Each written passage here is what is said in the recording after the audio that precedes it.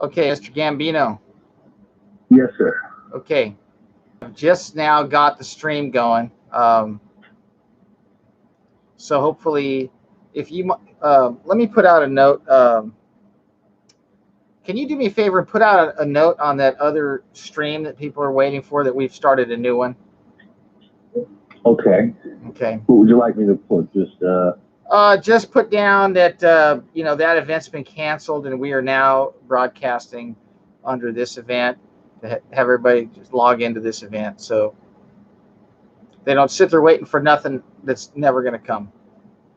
Okay. And while you're doing that, I'm going to announce to everybody. I just want to let everybody know, folks. It is August 26, 2018, and we're sorry we're a little late tonight. There's always technical difficulties when you're dealing with electronics. And especially when you're dealing with information as sensitive as what we are about to bring you tonight. We are coming to you from the studios of the Fullerton Informer in Fullerton, California. And we have our special guest with us once again, Mr. Gambino, who is a very learned and highly researched individual on the geopolitical scene, as well as areas of spiritual discernment as it relates to things that have a real stronghold on information and what we are told and what we see, ladies and gentlemen. So I just want everybody to know that what we have coming for you tonight is very important. I'm sorry about everybody waiting for the other stream. It's something that there's some technicalities that I cannot seem to get worked out. So we're here on this one. So this one is live, and we're coming to you. And Mr. Gambino, are you ready to go, sir? Yes, sir, I am. Okay, I want to ask all of the audience, can you hear Mr. Gambino in the background? Can anyone give me a confirmation? Mr. Gambino, can you speak up?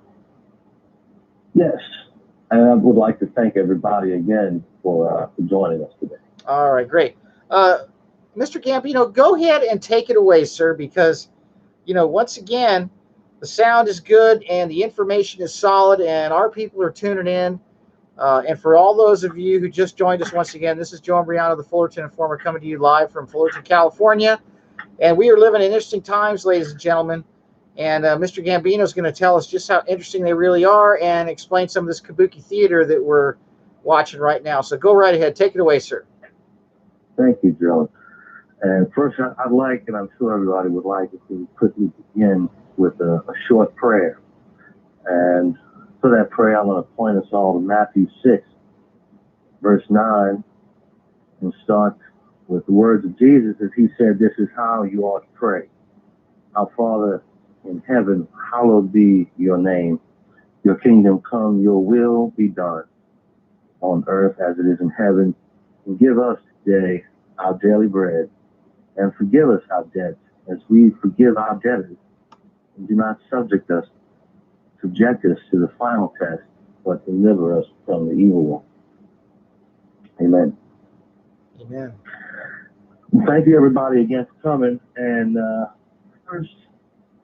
first, if you had joined us before, I would like to offer a little understanding to those in your audience as to the nature of the delays, if you will, between my expressions during our talk last week. It's not that I'm nodding out in between words.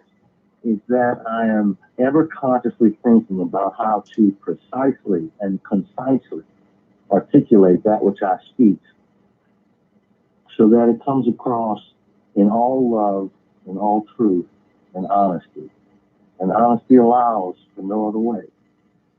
Now, that being said, sometimes I do read from my notes, but I'm not LARPing when I do so. Rather, reading from my notes are in furtherance of concisely and precisely conveying truth, the absolute truth, the whole truth, and nothing but the truth. And the whole truth, that sure is an important statement, because lies slip in with the laughter and ironic and comedic imagery. Irony, to be irony in the first place, points to a truth. but to the exclusion of other truths. Thus, a crowd is left laughing at one truth while denying another, which, if they focused on, would lead them to understand that what they're laughing at in the first place is no laughing matter. And again, to reiterate something we went over last time, is that any way you slice it, entertainment itself, the idea of entertainment, is a lie. A person, a man, an individual, a human being is always in the process of teaching and learning, and never innocuously being entertained. Now, in the past, I've entertained crowds with comedy, and I've entertained courtrooms with pizzazz, but I've put entertainment out of my heart so as to keep it out of my words, so that the truth that I speak may resonate in the hearts of all those who hear it, so that the sound of their laughter doesn't fill their ears and they miss what I speak of the whole truth. That being said, Joe, I'd like to start off with a joke, and I think it's going to exemplify something for us. And you know, in today's world, especially with what's going on with the Catholic Church, you look at Philadelphia, you look at what's going on in South America and the Pope's denial and so on and so forth. You know, it's a little rude imagery, but it does serve the point rather well. And that is, well, what do strippers and Catholic priests have in common? And this one's going to get me excommunicated if I haven't been already. All right, go right ahead. That's a good question. And that is, they both get on stage and put on a show, at the end of which they bend over and pick up the dollar bills. The stripper's in a golden thong, and the priest is in a golden robe, although he probably has a little jewel-encrusted golden thong underneath that robe. Now, that's not much of a joke, really, but it does provide some pretty comical and ironic imagery when you think about it. But, you know, and while you're laughing at the thought of Father O'Malley doing the river dance for dollars, shaking his thing on stage, complete with a smoking incense burner and shiny trinkets, what you're missing is that when he bends over to pick up those dollars, he's not picking them up with humility. He doesn't feel like that girl does when she's picking up those dollars, because for him, picking up the money is part of his show, while for her, picking up that money is part of her truth. But again, while people are laughing and enjoying the ironic comedic imagery of Father O'Malley, you're not looking at the audience. You're not looking at the whole truth of the bigger trick. And that bigger trick is no laughing matter. Now, that being said, I'd like to revisit for a second Smokey and the Bandit to address some of the ideas that arose in the comments that I reviewed for that video. I mean, we discussed last time the general theme of a journey or path as represented by the different vehicles in the movie. We discussed the distance between Texarkana and Atlanta being 666 miles. We discussed the theme of the Bride of Christ, but we didn't exactly identify who the bride is. Now, the bride isn't just a woman. It isn't just represented by Sally Field. The bride of Christ are all men, male and female alike, who, absent the devil's lies and distraction, would know and do the will of the Father. In other words, look to whom the devil leads astray to identify the bride of Christ. I know it's tricky, but think of this.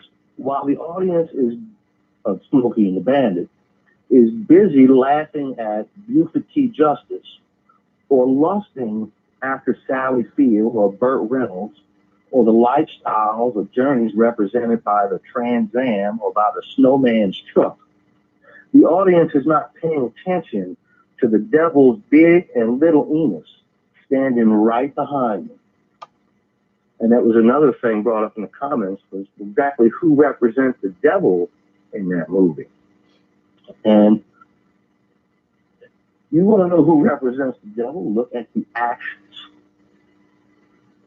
Big and Little Enos are the characters that get as the most minimal of credit or understanding in that movie. They are the faces of the devil. They are the ones who would have known about the marriage between Junior Justice in the first place, in the first and second movies. They're the ones who orchestrated the entire escapade of Chase. And if you follow the movies, the trilogy, it is their intent that is revealed by the third installment of that trilogy. They wanted the badge of Buford Justice and what it embodies, which is law itself. And they intended on taking it by turning Buford T. Justice into the bandit, into the man who does that which he knows is wrong. And just a couple little things I wanted to follow up with the audience from the last video, some questions that I saw arose in the comments. Because a person has spent quite a lot of time sorting through all the devil's lies of that movie and that trilogy.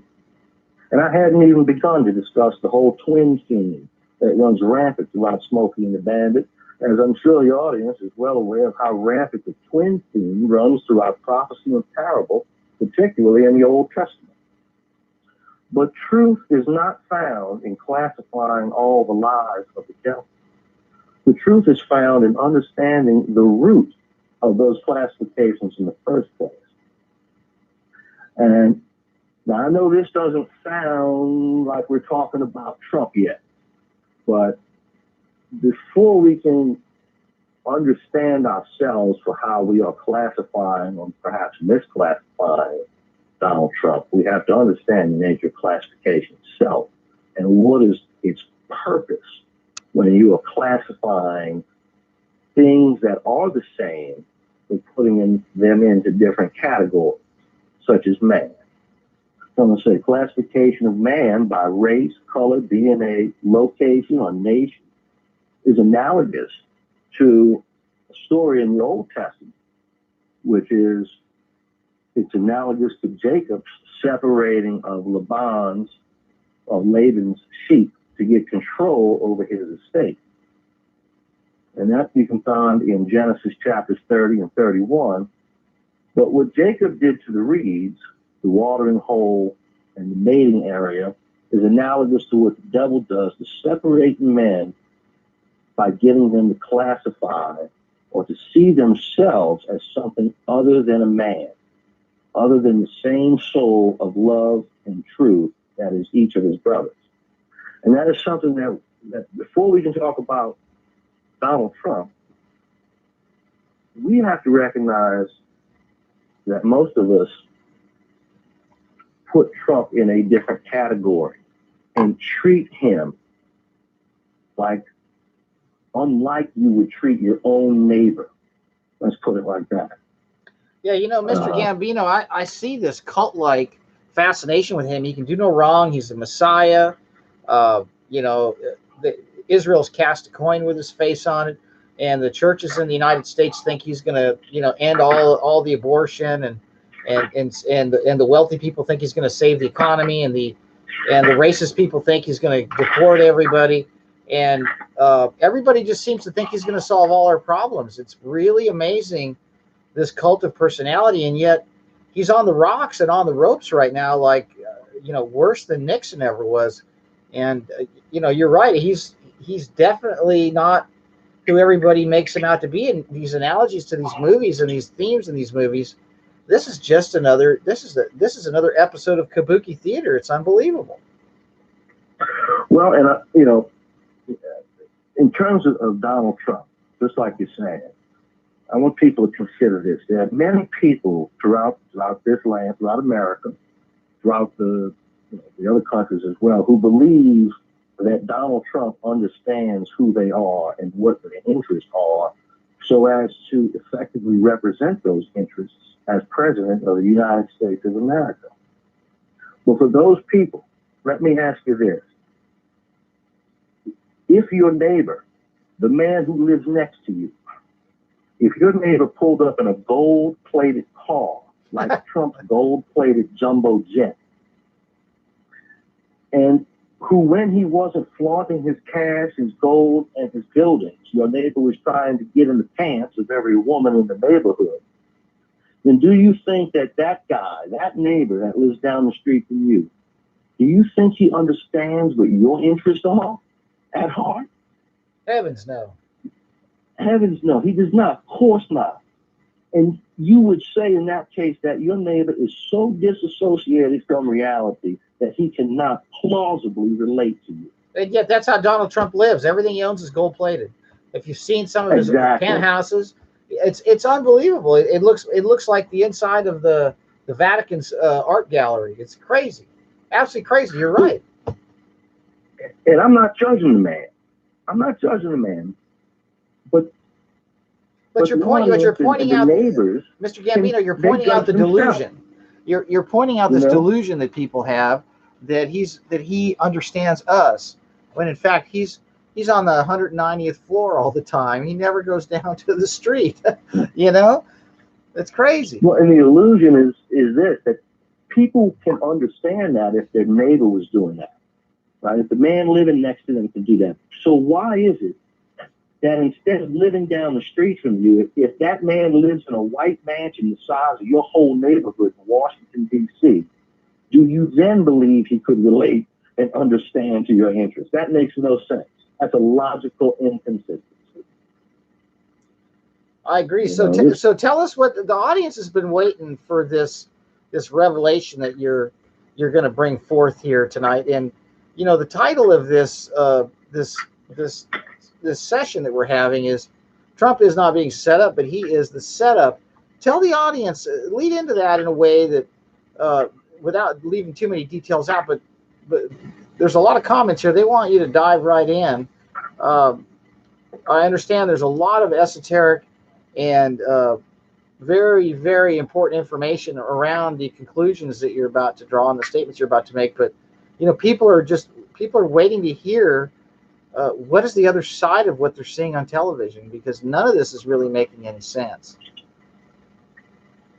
Right. Well, when I saw it was either your last or your video before last, it reminded me of a video that I had seen a few months ago with Jerome Corsi.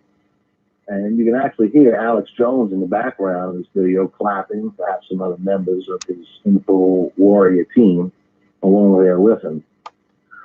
But it was during this 15, 16-minute video that Jerome Corsi went into some detail about how it was exactly that Donald Trump came to be president of the United States.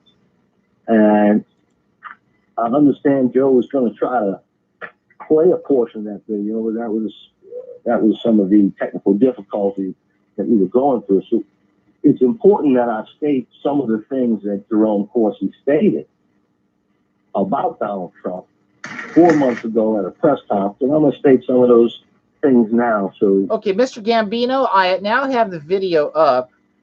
Can you tell me what part of this video you would like me to play for the audience? What point do you want me to start? I managed to get this to work.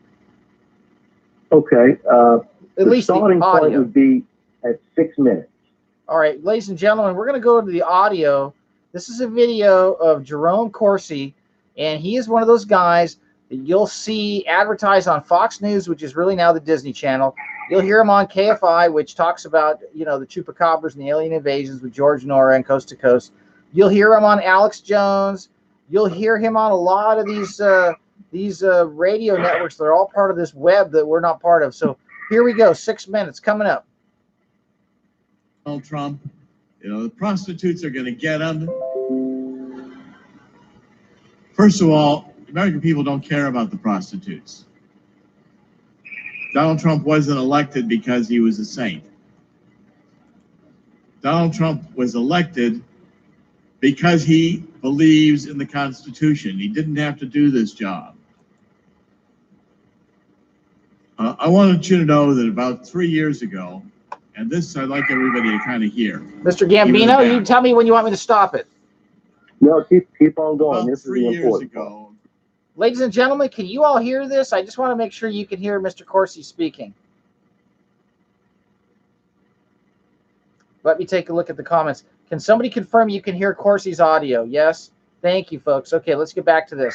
Here's Jerome Corsi again. a group of generals came to me, and it was explained to me they were ready to conduct a coup d'etat. They were ready to move Barack Obama from office with military force. And then a few weeks later, I got another call and said that they were reconsidering. You know why they were reconsidering? Because they talked to Donald Trump.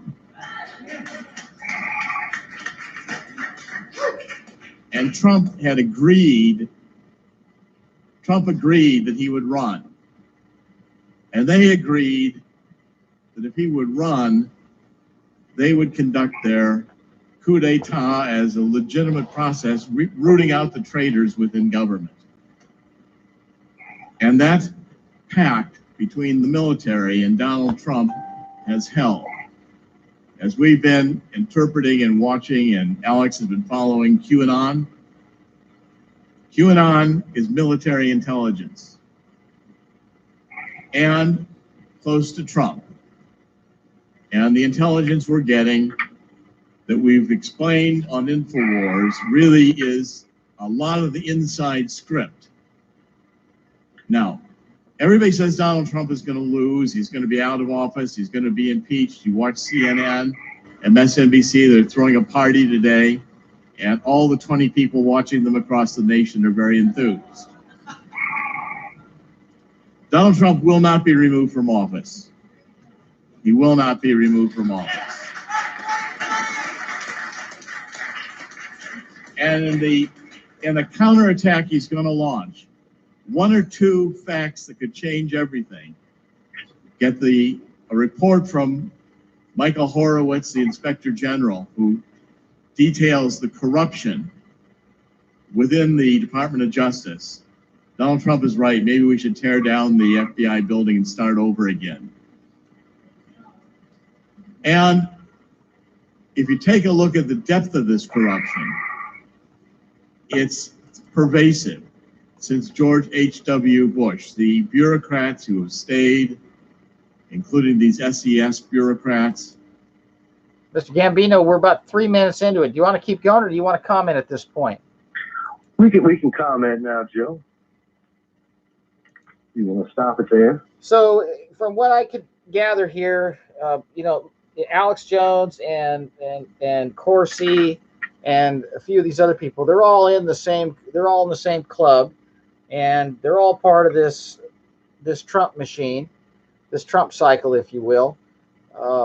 And one of the things I couldn't believe he said is the American people don't care about the prostitutes. We only care about the Constitution. Well, that's not true. I don't want if some guy's going to cheat on his wife in a commitment to Almighty God, what do you think he's going to do with the Constitution? He's going to use it for toilet paper. So go ahead, Mr. Gambino. Go ahead and dig right into this. Well, I think, first of all, Joe, it's an excellent point that you made and about cheating on your wife or cheating on your spouse, because it's not about judging a person as being right or wrong for cheating on their spouse. What it's about is the lifestyle that a person has to live, and that is a lifestyle of lies and deceit when they engage in perpetual cheating like that. And that's what the American public is interested in. It's a mischaracterization by Jerome Corsi to say that the American public is not interested in cheating. The American public is certainly interested in a lifestyle of lies that would necessarily be associated with a lifestyle of infidelity. Another thing that if the audience, if they're familiar with Jerome Corsi, not just the sound of his voice or what his works are, but the actual way the man looks, he has a niche market for his lies. He appeals to an audience that looks like him or looks like the him that he presents. an older, educated individual seeking to do the right thing. Or in other words, people who are perhaps in more of a position in our American society to bring about positive change. Mr. Gambino, I want to stop you right there, and I want you to repeat what you just said about Mr. Corsi brings what to these people? Well, in terms of what he does is he presents himself, as an older, educated individual, and he brings his his audience will identify with that. And he brings his lies to these people. He brings his lies to these people. That's exactly what he does. Just like stating that the American public doesn't care about Donald Trump's infidelity, that's a lie. The American public does care. Not so as to judge Donald Trump as being good or bad, or in terms of his relationship with his wife, but because, and as it illustrates, that the man, in order to live a life of infidelity, necessarily lives a life of lies associated with that. That's a very important thing, to know whether or not your politicians live their lives by lies. Now, Mr. Gambino, is it not possible and or plausible that the people that he appeals to, these are older, Caucasian, mostly financially well off, people of means that are possibly on the same barometric pressure level in terms of morality as what he's referring to? And maybe he is correct in that assumption, and maybe he's part of bringing the bar down in terms of what's politically acceptable and what level of corruption people are willing to stomach in exchange for a tax cut. I mean, is that part of the dynamic here? Because that certainly seems to be the case. I think it's undeniably part of it. That's exactly what he is doing when he suggests that the public not care about what they see from the president, that the public turn a blind eye to the truth that they see with their, from his choices. No one gets truth by denying it to themselves.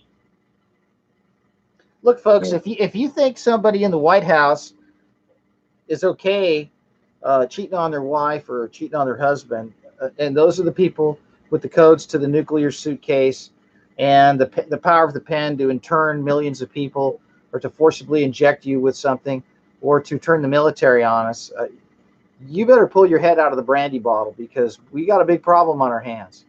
I can't judge Mr. Trump the way that God will, but I'll tell you this: he has tremendous power, and he's a loose cannon right now. And we've got operatives like Alex Jones and Jerome Corsi and these other, talking heads on these Fox News networks and Newsmax, all these establishment outlets that are trying to get us to swallow a meatball with razor blades in it right now, folks. And Mr. Gambino has brought up a very important point about how these people are getting us to accept their lies by emulating us and identifying with us, and slowly but surely taking us down a slippery slope to where we look the other way, and then we're ending up in a situation that's completely untenable. And that's what we're watching right now unfold on the media with the goings on in the White House and the government. Go ahead, Mr. Gambino. I'm sorry to interrupt. Well, so Jerome Corsi brought up a couple of buzzwords, such as QAnon and Alex Jones. And I've followed the whole QAnon thing, and I've watched and observed. And in looking back over time, I see how, with the advent of QAnon, Jerome Corsi began commenting on QAnon from his own channel, disassociating himself with Alex Jones. Now, at that time, I thought it was to insulate Alex Jones from a downfall that would occur with QAnon, because I expected QAnon to be exposed for the lie and the fraud that it is. However, as things turned out, that separation actually served to insulate Jerome Corsi and QAnon from Alex Jones, who would later be banned or taken out. And the result of that, and this is what's important, is that the result of that, to the casual observer, over the internet is that the unsuspecting public is given the impression that Corsi and QAnon are credible because Alex Jones must not have been credible as he got taken out, but Corsi and QAnon continued on. This is a very dangerous idea for people to follow a Pied Piper, a mask like QAnon, who dishes out breadcrumbs and leads you in the directions where he wants you to go. And people are so happy and entertained when they gobble up these little breadcrumbs that they just keep following the trail. Mr. Gambino, where is this trail that QAnon is leading us, in your opinion? Where does your intel tell us that trail's leading? A circle, Joe. It's going to lead in a circle. That's right. Just like 4 months ago with Jerome Corsi saying the same things about what is in the mainstream media going on with Trump. This epic battle between Donald Trump and the media about just one red herring after the next. And it leads in a circle. It leads in a circle. And this is exactly what happens when you privatize the military, when you create a military-industrial complex.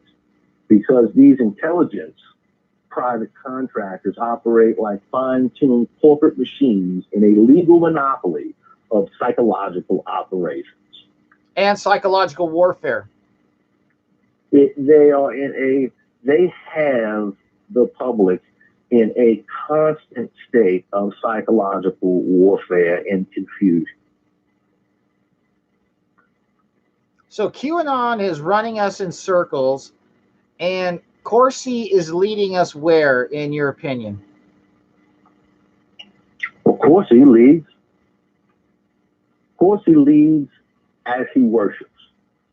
He gives his deference to QAnon, a mask. He advises his followers to put more faith into a mask than what it is in and of itself, which is a lie. So Jerome Corsi leads you to QAnon, and QAnon will lead you to a non-stop adventure of entertainment. You will be entertained by Donald Trump's personal antics, by his marital infidelity. Mr. Gambino, I'm going to stop you right here because, ladies and gentlemen, you know, I have had enough time in my life to realize that I've been spoon-fed far too much, and that's why I shut the TV off over 20 years ago, ladies and gentlemen. And there is no such thing as entertainment, just like he said. And the fact that they're continuing to attempt to employ it on us speaks volumes. It is so important that you understand what Mr. Gambino is bringing up here, because he is exposing not only the circus clown, but the fact that it's a circus, ladies and gentlemen. And what's going on outside the tent is the real world, and they want you sticking your head inside the ring and keeping it there and focusing on a bunch of nonsense. It's nothing more than another version of the Jerry Springer show, while we are being inched closer to World War III and an economic collapse, the likes of which the world has never seen, in my opinion. So go ahead and continue talking about how you're breaking this down for the audience, please. This is very important information. And that was a great way to put it, Joe, is that it's not just about exposing the act within the circus. It's about exposing the fact that it's a circus. You know, taking a step back so that you can take a good look at the whole truth. You know, back to what Jerome Corsi said in his in that video, or that audio clip that you played, and I'm going to quote him from that. And this is according to Jerome Corsi, and this is from a video that he posted 4 months ago or more. He says, about 3 years ago, a group of generals came to me. It was explained to me that they were ready to conduct a coup d'etat. They were ready to remove Barack Obama from office with military force. And then a few weeks later, I get another call and said that they were reconsidering. And do you know why they were reconsidering? And then just like a good comedian has somebody in the crowd wait to say, I believe it's Alex Jones' voice, you hear say, no, why? And then because they talked to Donald Trump and Trump agreed that he would run. Tell me where that is in the video. I want to play that audio real quick again for the audience.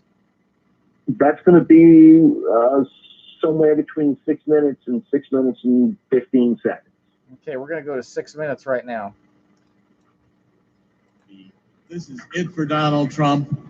You know, the prostitutes are going to get him. Let me back up again. Donald Trump is going to be, this is it for Donald Trump. You know, the prostitutes are going to get him. First of all, the American people don't care about the prostitutes. The American people don't care about the prostitutes, really? You want to know something? If I had my son coming home with prostitutes, do you know what I would do? I won't say it on the air. But if that person was running the United States of America and running our military, what do you think we should do if that's going on? But according to one of his handlers here, who looks like one of these fathead preachers that goes out to lunch too much, Mr. Corsi, says Donald Trump wasn't elected because he was a saint. Wait a minute. Donald Trump wasn't elected because he was a saint? Well, why is it that all the Christian churches are worshiping him like he is a saint, right, Mr. Gambino? Well, I think that that's an excellent point, is that he is being deified. He is. He is being, he is, well, people are being taught to put their hopes of salvation in Donald Trump. And that is a lie. That is a lie. Let's play is your only salvation. Jesus is our salvation. Jesus is the way, the truth, and the life. And Donald Trump, I think Donald Trump needs the Lord. We need to pray for him. Let's continue on this video. Trump was elected because he believes in the Constitution. He didn't have to do this job. I wanted you to know that about 3 years ago, and this I'd like everybody to kind of hear, even in the back. About 3 years ago, a group of generals came to me, and it was explained to me they were ready to conduct a coup d'etat. They were ready to move Barack Obama from office, the military force. And then a few weeks later, I got another call and said that they were reconsidering. You know why they were reconsidering? Because they talked to Donald Trump.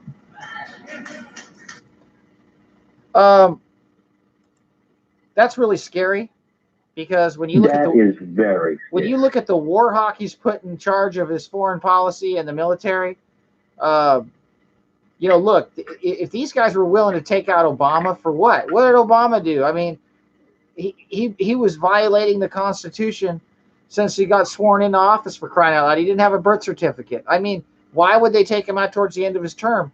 Were they getting itchy to go blow something up in the Middle East? I mean, is that what's going on here? That's what I think is going on. So what's your take on this? Well, later on in that video, Jerome Corsi goes on to say something else that I want to briefly mention. It's not important to replay it. All right. From his words. But he goes on to talk about how Facebook, Twitter, Google, all those are the creations of the CIA. They were funded by the CIA. And I think we all, probably most of the viewers, are understanding about that probability or that fact.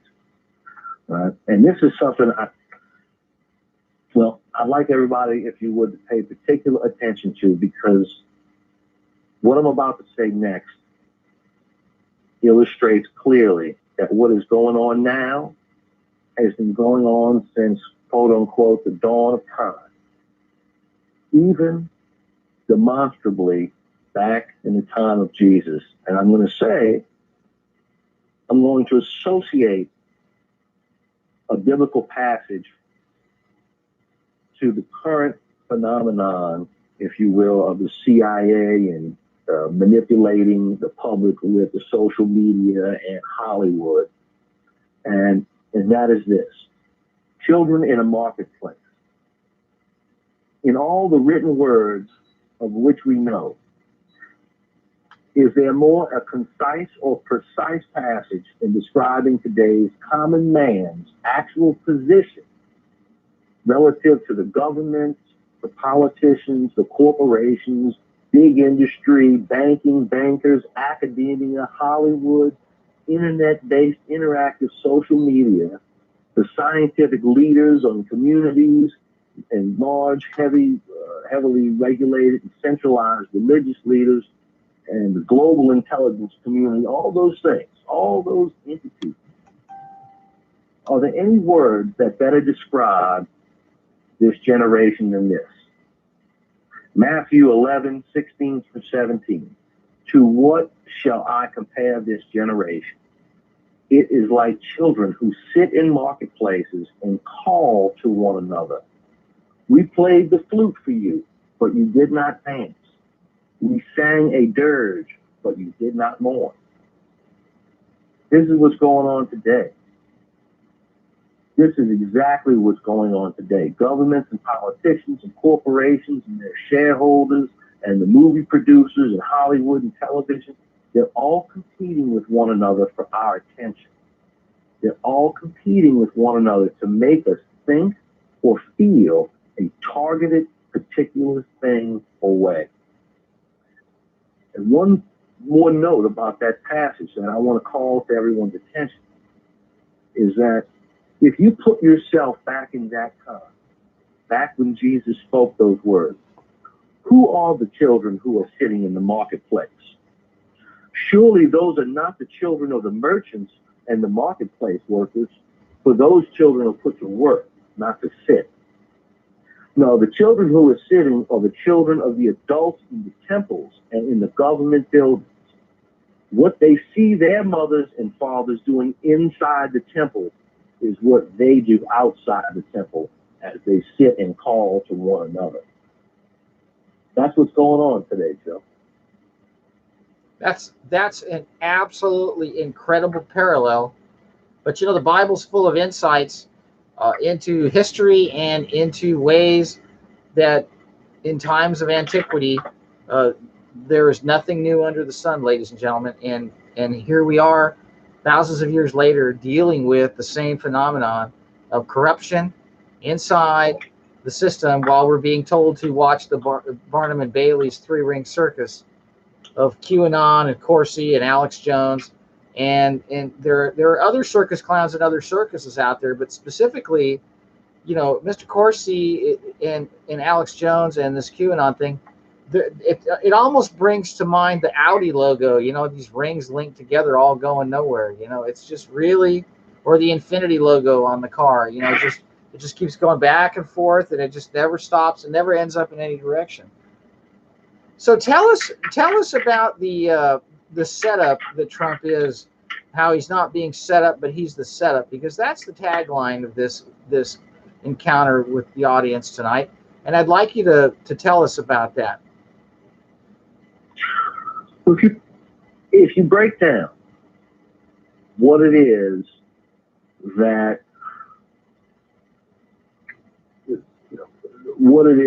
Jerome Corsi says, if what he says is true, that we didn't have a free election, we had an undercover military coup d'etat that decided Donald Trump was going to be president.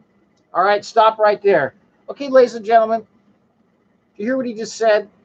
Now, most people that listen to Jerome Corsi would not even think that that was the case, but instead they've been taught that the lies of the left, that the Democrats are trying to get the Russians to be blamed for this whole thing, when in fact, the reality of the situation is it was a coup d'etat, it was planned, and the military put Trump in office and rigged the election for him. I mean, what else could it mean, right? Well, either what Jerome Corsi said was true, and that's exactly what it would mean, or what he said was not true. And what he's doing, if it's not true, is holding the American hostage, holding the American public hostage from the truth, while at the same time eliciting his donations and his support and his Trump worship from the people to whom he markets himself to, between his mainstream books and his YouTube channel, which takes in a considerable amount of donations. Just in researching this issue and looking at some of his more recent videos, it's amazing how much people donate to his cause. Well, when you look at his money, it's their opportunity. When you look at his market share and you look at his niche, so to speak, they're successful, red-blooded, moneyed Republican right-wing interests. People that they look like the image he projects. Yeah, those are the people you find at the expensive restaurants that have to wear a suit when it's 100 degrees outside to cover up, the extra parts on them, and they're just, that's the moneyed interests that have stuff locked down, and they're very influential and powerful people in the business and the mercantile interests. You have that strata that's going along for the ride here, folks, and it's a very wild ride, and it's so reminiscent of Smokey the Bandit. And what were the two cars? You had the Trans Am, and what was the Snowman? What was it? The Snowman had a big truck, a transport truck. Yeah, but what was he called? He was called the Snowman. So Snow, no man, Snowman. And then the Trans Am. So yeah, here we go. 40 years ago, when hey, no man, and a Trans Am, transsexual America. I mean, they were planting seeds back then. Guess what, folks? What do we have now? We have the embodiment of all of these things that were placed in that movie. That movie is so significant, and it was so epic, and it had such an effect on everything south of the, as you put it, the Mason-Dixon line, right? I mean, it's crazy. And so here we have the same situation unfolding where it's right in front of our eyes. And Trump is the setup, folks. They set him up. According to the admissions of these people who are supposedly connected to the intelligence interests, it's a setup. Go ahead, Mr. Gambino. I don't want to steal your fire. But again, and to follow that up, it is the same thing now as it was 2,000 years ago. When you walk through a town, you have these children on either side of you trying to direct your attention to their song and dance.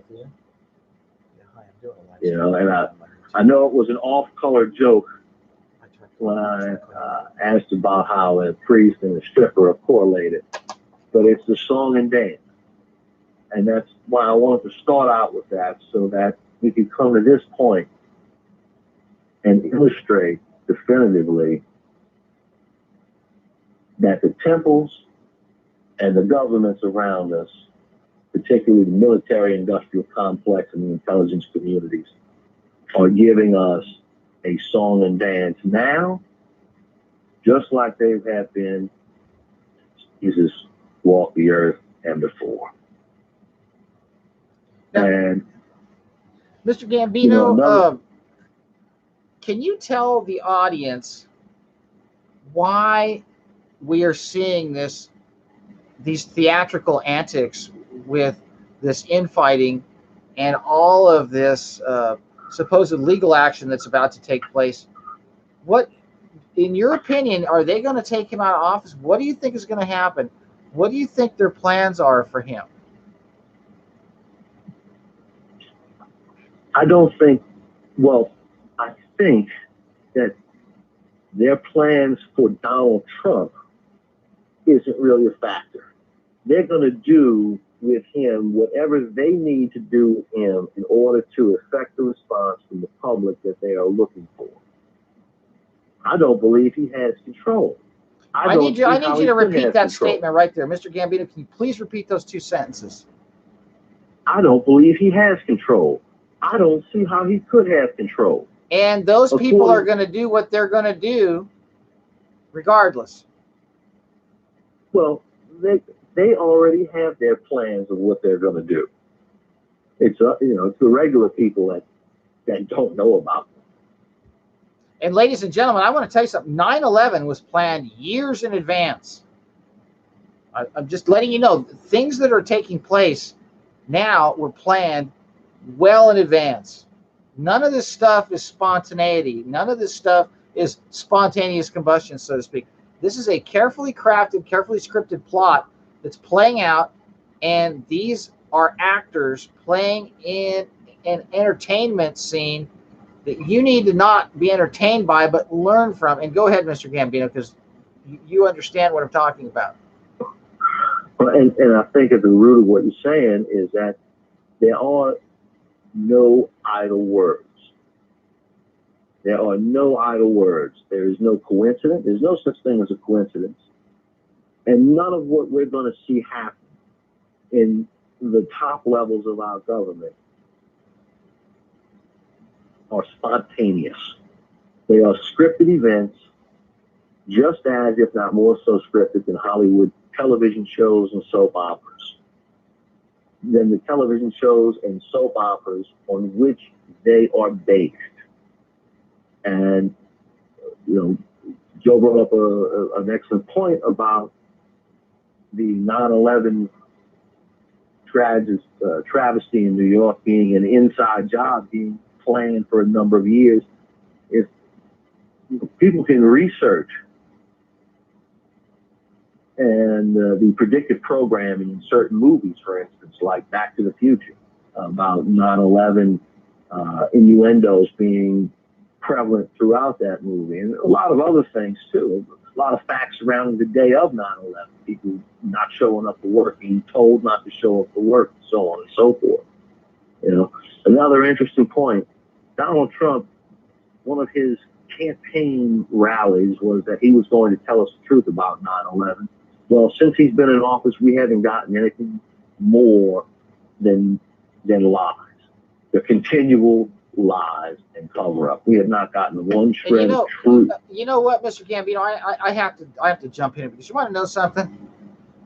I live in Southern California, and there are warm summer evenings where I have a tiki torch on the patio, and I will light this tiki torch, and it's made out of anodized aluminum, and it's got a wick, and it's got kerosene in it, and I light that wick, and it burns, and that flame is burning a wick that's in contact with that aluminum. And let me tell you something, ladies and gentlemen. Jet fuel, for the most part, I have a degree in chemistry, and jet fuel is very similar in chemical composition to kerosene, which is tiki torch fuel, folks. If that tiki torch can't burn the aluminum and melt the aluminum housing on this $5 thing I can get over at the Big Lots store, how in the world can jet fuel melt steel? Well, it can't, ladies and gentlemen. And it's because of this entertainment that Mr. Gambino refers to that we stopped learning a long time ago. How do we accept the Underwriters Laboratories explanation of these defying laws of physics when we have buildings that are pancaking in a controlled demolition? And then the largest crime scene in American history is destroyed immediately by the people in charge. And ironically, it's the same reminiscent feeling that I'm seeing right now, where we have all this chaos in the intelligence agencies and all this instability in a region called the Middle East. And, look, folks, Donald Trump said he was going to get us the truth on 9/11. He says, when I'm in office, we're going to get the truth on 9/11. We got nothing out of him when it comes to 9/11. You want to know something? Millions of people have died. Countries have been bombed back to the Stone Age. Let me tell you something. You people have a problem when your electricity goes out because your air conditioner doesn't work and your iPad battery dies, and you go to the refrigerator and the ice maker's not working. These people haven't had running water or trash collection service or food or refrigeration or air conditioning. What are we going on 20 years now that Iraq has been in complete rubble? For what? Over a lie, an admitted lie. And millions of people have been murdered by a war machine, and babies are being born with their organs and brains outside their bodies from the depleted uranium that we're spraying over there. And we're still letting the military attempt to run coups, or in the case of Mr. Trump, set up the White House and move him in. I want answers out of Trump right now. Because let me tell you something. He either needs to be thrown out if he's not going to give us what he told us he was going to give us. Because by the way it's looking right now, he's going to give us World War III and the draft reinstatement. I am sick and tired of American young men and women coming back in body bags over lies, folks. I want answers on 9/11. And I want to know how come there were no airplane parts found outside the Pentagon. And it just so happened that the part of the Pentagon that apparently or ostensibly or allegedly was hit by an airplane was the accounting department. And just days before, Rumsfeld had announced trillions of dollars was missing from the Pentagon. And it just so happens the accounting department gets hit on 9/11 a couple days later. And it just so happens that all the computers and all the people that worked in that department ended up getting killed. And it just so happens that Building 7 comes down after the Twin Towers came down. And it just so happens Larry Silverstein took 90-year leases on those asbestos-filled buildings and took out record insurance policies in the weeks preceding the attack. And he collected almost $5 billion on those towers coming down. And the put options on the airlines. I mean, look, folks, look, you look at me right now. You got a kid that's 18 or 19 or 20 years old. They're going to get sucked into a recruiting facility and come back after they pump full of vaccines in a body bag overseas, huffing depleted uranium, based on more lies if we don't get to the bottom of what's going on in the White House. Something's wrong right now, folks. And they're really cranking up the entertainment. Instead of us learning about what's going on, they got us watching this circus. I want answers. I want to know how jet fuel melts steel. I want to know why the Twin Towers look like the Sands Casino coming down on Las Vegas Boulevard 20 years ago. Why did Building 7 come down? It wasn't even hit by anything. And since when can the aluminum fuselage of an airplane penetrate a steel building? Have you ever walked up to an aircraft before you get on it and knocked on it? It's really soft and light metal. They make those planes light for a reason. Okay, I'm done. Go ahead. Well, just to follow up what you were saying, jet fuel doesn't melt steel. It's a lie. Buildings don't collapse. Building 7 doesn't collapse on its own. That's a lie. And people wonder, how do these lies slip in? And you mentioned a word I want to go back to, and that's war. Right? They, quote unquote, they break our understanding. People need to understand this. They break our understanding of truth with ritualizing their mantras of lies. They use these catchy phrases like weapons of mass destruction. They use catchy phrases even in the academic community, particularly in the academic community, that will bleed out to the public. And I'm going to state one for you right now to illustrate how easy and subtly lies slip in if you don't keep your focus on the simple truth.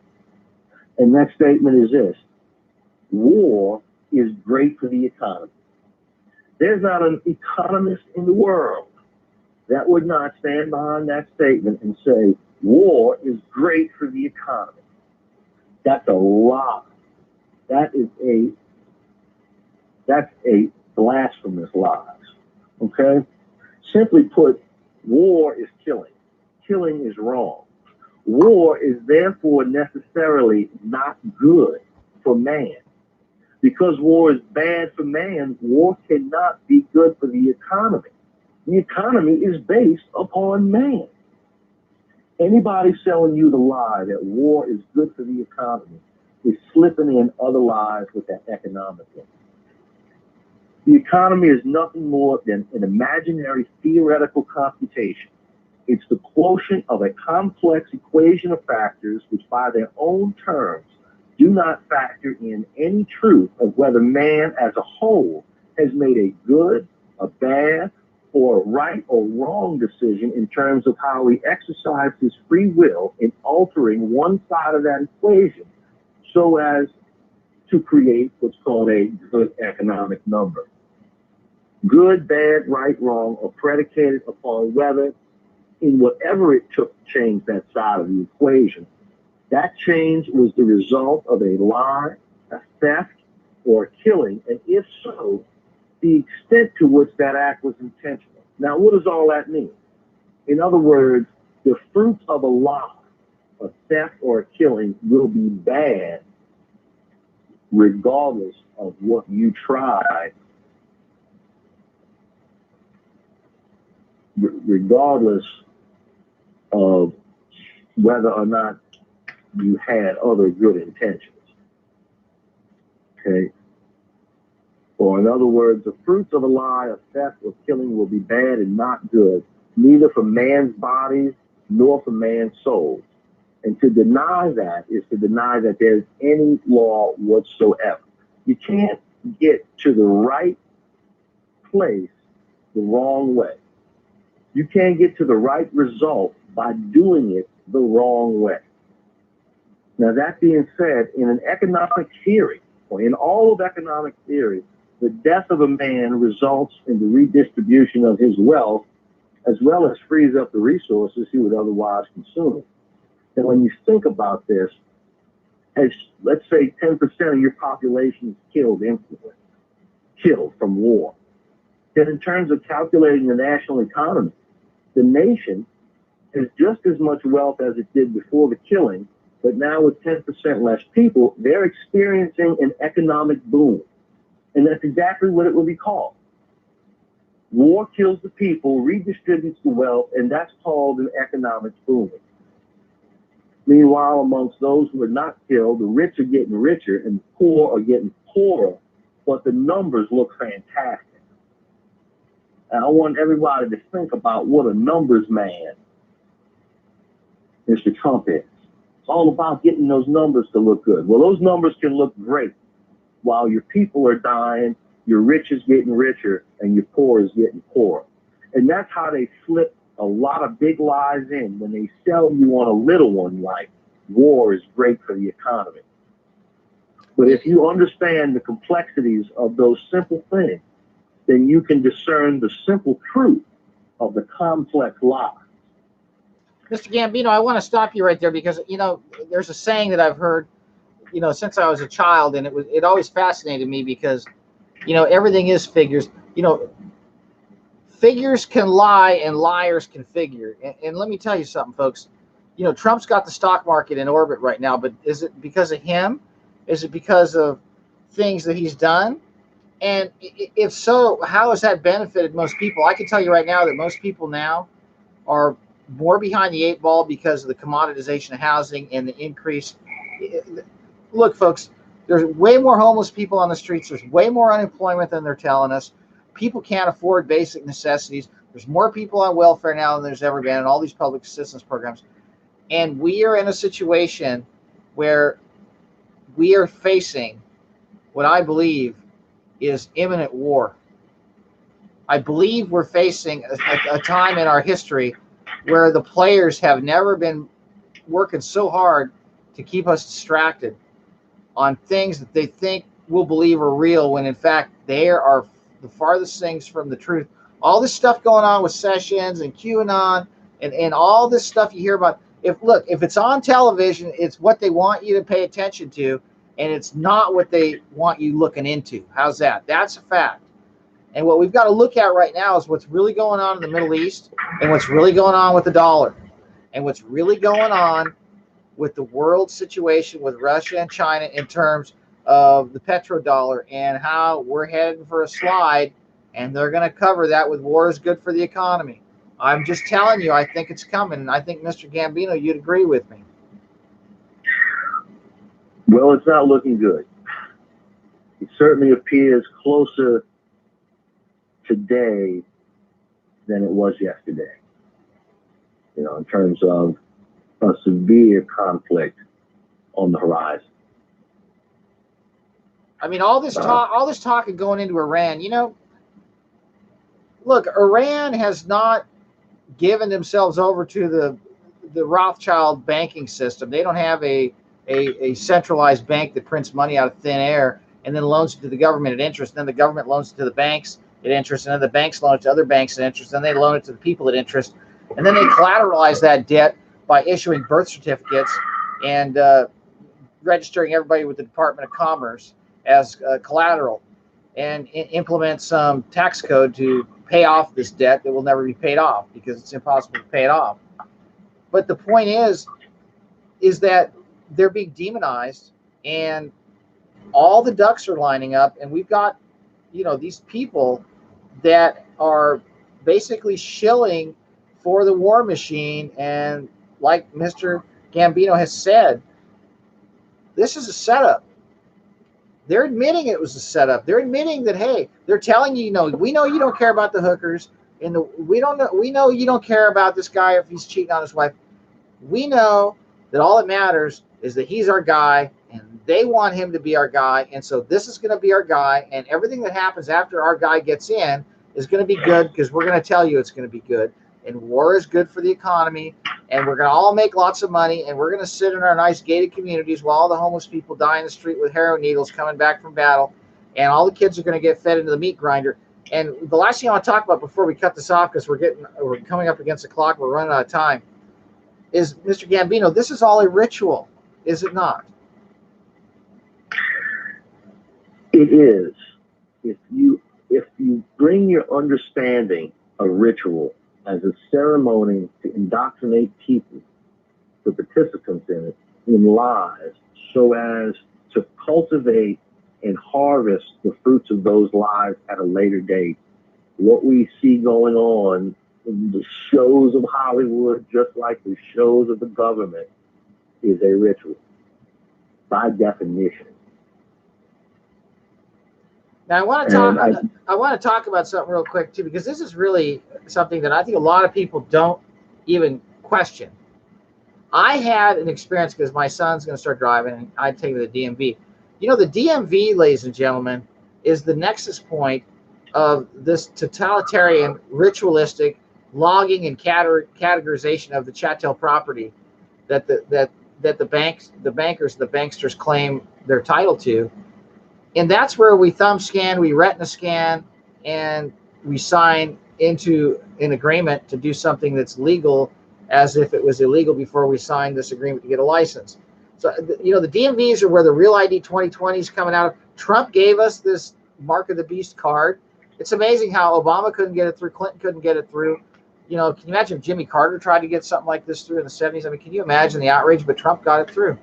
Hey, we got it. Real ID. You won't be able to fly on an airplane very soon if you don't have one of these federal ID cards. We have a national ID card. Trump got us a national ID card. Do you not hear what I'm saying? Trump said he was going to get us a truth on 9/11. No, he didn't get us that. He got us a national ID card. But now we got to worry about who's going to get who in trouble now. Oh, it's the Russians. Oh, it's the FBI. Oh, it's the Justice Department. Oh, it's the Attorney General's office. Before you know it, it's going to be, you're watching a ping pong match on after you drank 30 beers. It's crazy. Stop watching the circus and start demanding answers to the questions and start demanding action to the issues. We sent this guy there to get a job done, and what's happening is he is the setup, folks. He is the setup. He's being set up. He has been set up. And Mr. Gambino, what do you think lies in the near future by the end of this year? Do you have any insight or intel on what lies on the horizon before the end of the year? Because I am of the opinion that we are in for a very, very rocky 2018 towards the latter part of the year. I feel something very bad is coming.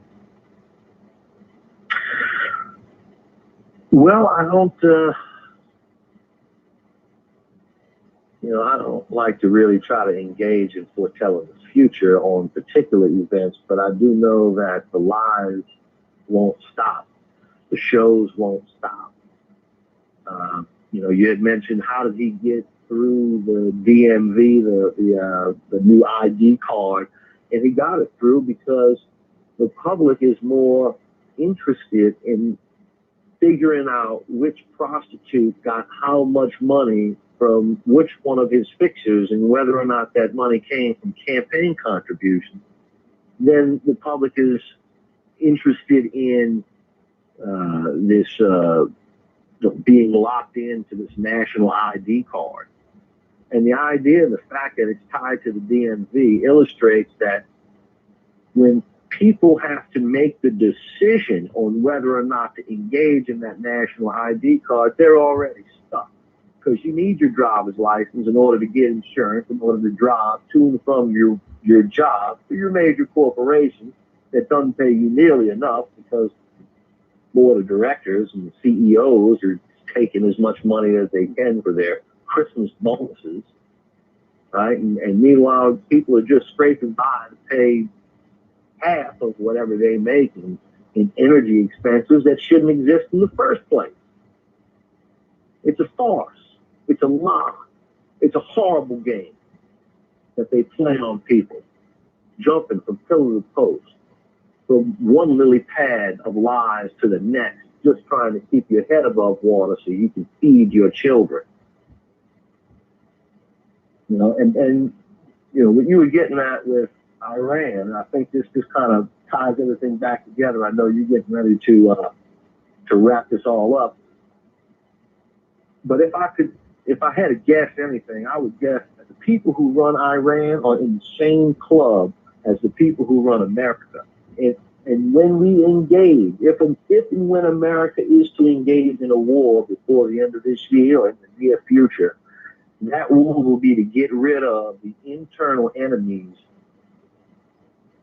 of the countries engaged in that war. Because the leaders of whatever country we're talking about, they're already in the same club. They're not working against one another. They're working against everyone else to keep you know, Mr. their Gambino, shiny clubhouse. I want to speak to that.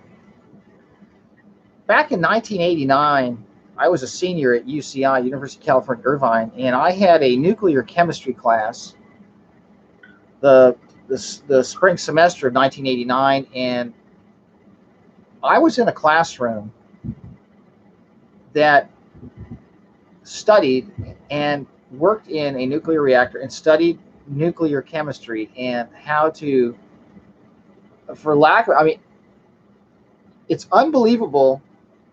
Every single day I was in the physical science library reading to do my homework and researching and going through the research that was done that was publicly available for the students to research, to do their homework. That class was about 70% uranium. This was in 1989. Now, you mentioned how the people in these countries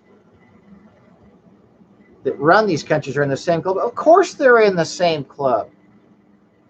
That's how the game is played.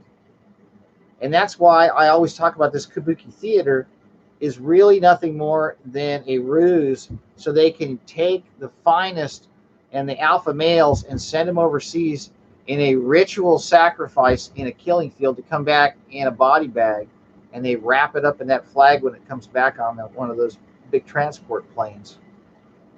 And the only one that wins are the ones that serve the devil, folks.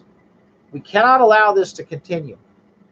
We cannot continue to let them feed us filth and spoon feed us lies as they continue their ritualistic worship service by murdering and shedding innocent blood all over the face of this earth. It is an abomination to God. One of the commandments is thou shalt not murder. And let me tell you, any war predicated on a lie is murder, folks.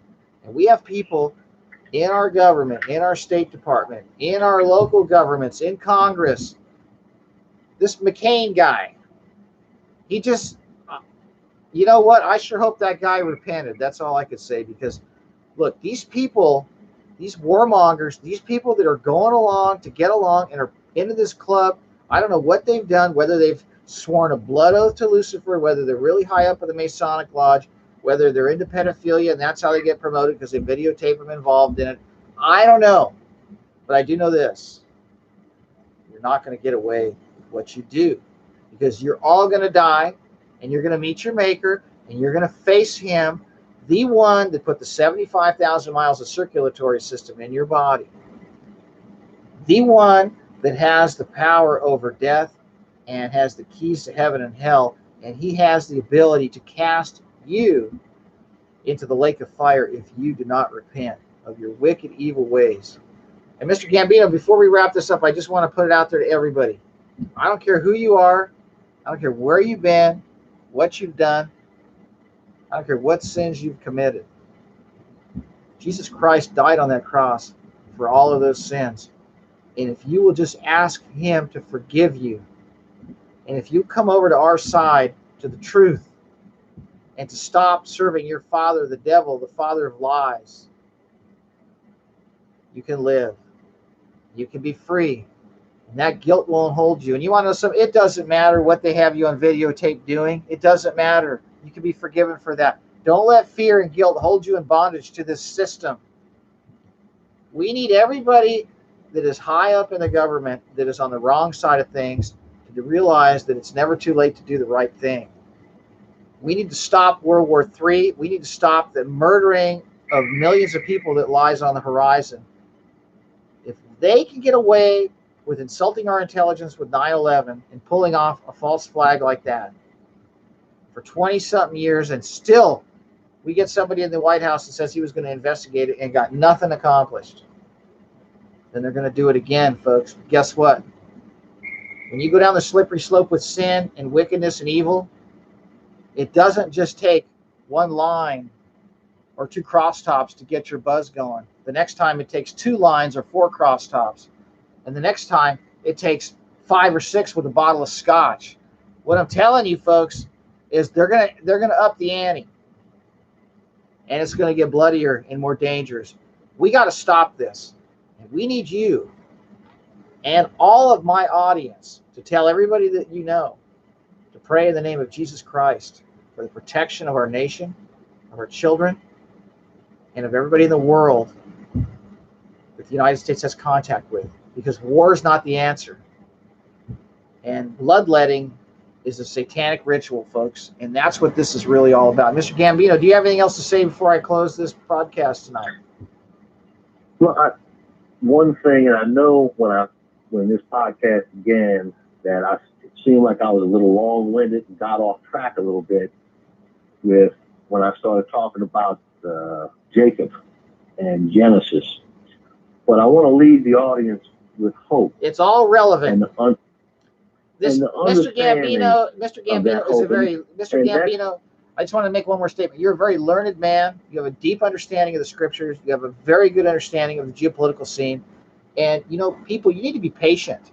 You need to have time to listen to this man. Okay, he knows what he's talking about. He's done his homework, and he connects the dots. But if your attention span is such that you're just used to getting entertained, then maybe this isn't the place for you. I strongly suggest that all of you discipline yourselves and pay close attention to what he says. Go ahead, Mr. Gambino. Well, I want everybody to have hope and understand that we should have hope because Jesus has given us that hope. He is the reed that has sprouted up from the house of David that changes the course of all the sheep that Jacob is trying to manipulate. Jesus is that reed that changes the direction of everything and will not be broken. And I want to thank everybody again for their attention. And thank you, Joe, for this opportunity to present this truth. Well, you're welcome. And, Mr. Gambino, it's always a pleasure to have you on. And I think what I'd like to do maybe is make Sunday nights kind of a regular event for you because, Sunday's the Lord's Day. And, I'm going to hear some of you, oh, no, Saturday's Lord's Day. Okay, whatever. You need to have a day for the Lord. And Mr. Gambino understands how the works of darkness are trying to put off the works of the Lord. And he understands the scriptures. And I think it's a good follow-up on Sunday nights to kind of give you what you're never going to get in a church. At least in most churches I've gone to. You're not going to get this deep into the word and how it relates to the current geopolitical landscape. And that's important. And I'm not talking about Bible prophecy. I'm not going to get into none of that. I'm just talking about open your eyes and open the word of God and have your heart open to hear it. So I guess on that note, Mr. Gambino, we all go in Jesus' name, and I pray for safety for all of our family members and make it a good week. And love people, folks. And I know it's hard. We get upset. We don't agree with everybody. And I got people out there calling me a hater and calling me names. But you know what? The bottom line is we've got to hold our ground and tell the truth. And sometimes the truth is painful. We're going to keep telling it. And we know what happened to the truth when it became flesh 2,000 years ago. They nailed it to a cross after he raised the dead, healed the blind, cured the lame, cleansed the lepers, and spoke infinite words of wisdom. When he was 12 years old, he knew the scriptures backwards and forwards. He freaked all those people out in the temple with what Jesus knew. And I'm telling you, folks, we got to stand for truth because we're being surrounded by a bunch of liars. And we got to hold people's feet to the fire. Because if we don't do it now, they're going to spend eternity in it. And on that note, I'll close. Mr. Gambino, God bless and good night, everybody. God bless and good night.